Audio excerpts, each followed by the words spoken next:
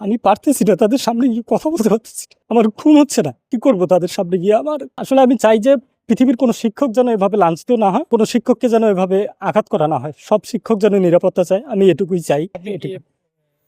গতকালকে গতকালকে যে ঘটনাটা ঘটেছে, আমি অফিসে আসছি 9:30টায়। তারপরে 9:50 বা 55 দিকে উনি স্যার আমাকে ডাকলো, অফিসে গেলাম।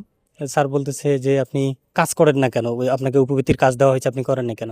স্যার আমি তো কাজ করছি, আপনি যেটা দেন সেটা করছি, গত পরশু দিন যে কাজগুলো দিচ্ছেন ওগুলো করছি, তো কাজ থাকলে করব। না আপনি কাজ করেন না। স্যার সব কাজ কি আমাদের অফিস সহকারী আছে না? এই কথা বলার কারণে উনি রেগে গেল। হ্যাঁ, অফিস সহকারী আছে, কাজ করেন না, এভাবে রেগে গিয়ে উনি বাকবিতণ্ডা শুরু করে দিয়ে আমাকে এসে অফিসের মাঝখানে ধাক্কা দিল। দুইবার ধাক্কা দিছে। যখন ধাক্কা দিছে, আমি বললাম আপনি আমার গায়ে হাত তুলতেছেন কেন? তখন আমি ফোন বের করছি। ফোন বের করে যে আপনি আমাকে গায়ে হাত দিচ্ছেন, কেন গায়ে হাত দিলেন? তখন আমি ভিডিও করতেছি। তখন উনি আবার ওনার জায়গায় গিয়ে বসলো, বসে বলতেছে ভিডিও বন্ধ করেন, ভিডিও বন্ধ করেন।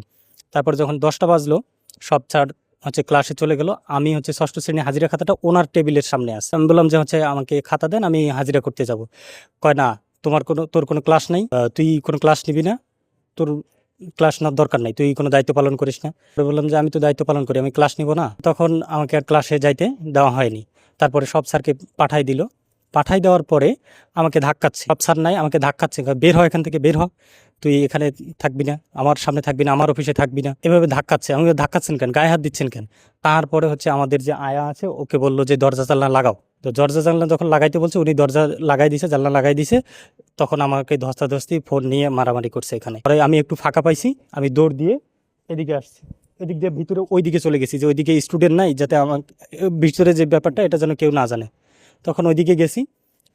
যাওয়ার পরে আমি মাধ্যমিক শিক্ষা অফিসার স্যারকে ফোন দিছি যে স্যার আমাকে এরকম এরকম জাহাঙ্গীর স্যার মারতেছে, আমি স্যার কি করব?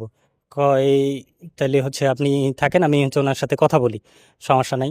তো উনি যখন আশ্বস্ত করলেন, আমি ভাবলাম আর তাইলে বোধহয় মারবে না। তখন আমি ওদিক দিয়ে আসতেছি, আমি বের হয়ে আবার ওই যে সঞ্জিত স্যারকে বলছি স্যার আমাকে বাঁচান, আমাকে বাঁচান, আমাকে মারতেছে। উনিও বের হয়ে আসছে, উনিও ফোন হাতে নিছে। পরে এইখানে যখন আসছি, তখন সঞ্জিত স্যার ভিডিও করতেছে, উনি দৌড়ে আসছে এখানে। আমি ছাত্রীদের বলছি যে তোমরা বাইরে আসো, আমাকে যেহেতু মারতেছে তোমরা বাইরে আসো। উনি আসতে দেয়নি। আর এবং পরে তো দেখছেন যে আমাকে কিভাবে ধরছে, পিটাইছে।